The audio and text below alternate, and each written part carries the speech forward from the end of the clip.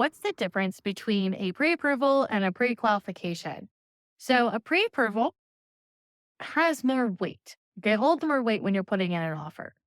And what I mean by that is a seller's agent or a seller is going to look at your offer when you put it in.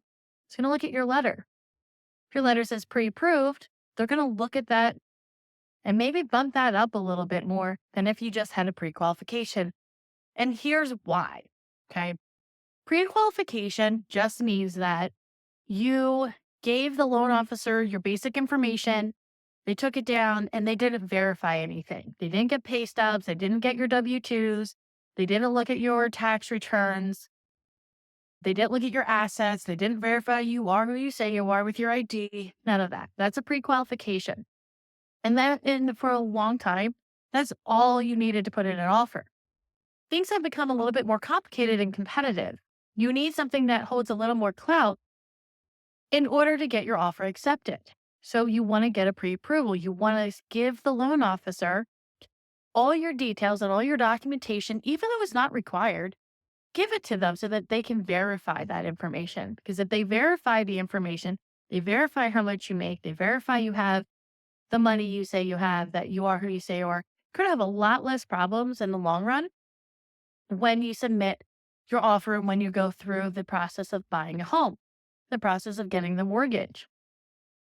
Now, I would even suggest go a step further. Okay? One of the things we started to do is offer conditioned approvals.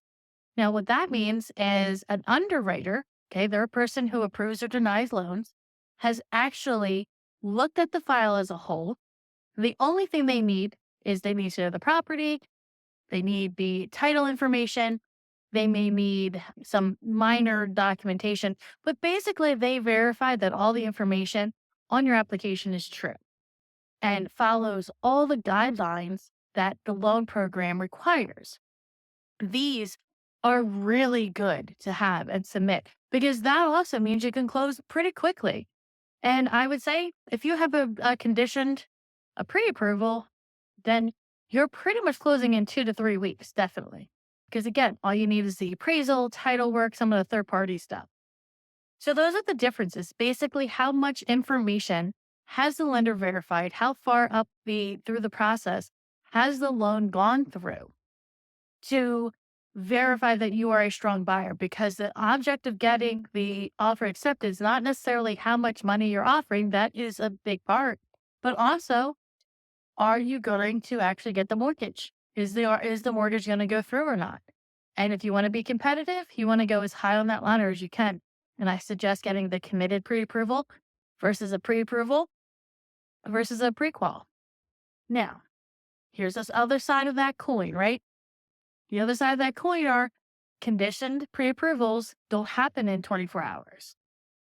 Okay? You need some time because you may not have all your documents on the row. You may need to provide a lot of documentation that could take a day or two from the time that you've talked to the loan officer. And unfortunately, that's just the way it is. And it's going to take a couple of days or as much as a week to get that conditional pre-approval back. And you want to keep that in mind because, as I've said before, you want to get the pre-approval stuff done first. You want to talk to the loan officer first. And that's why. Because if you go see a house and you love and you want to offer the best type of commitment or pre-approval, you may lose out for that house because now you don't have enough time to submit an offer. So get that done ahead of time. Okay. We can always update it. It expires, but it expires with plenty of time to still go look for a house. There's no reason not to.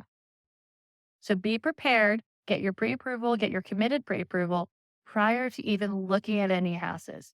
And you're going to thank me for it. Like my page, make sure you subscribe to my page. And if you have any comments or questions, feel free to put them in the comment section below. Thanks a lot.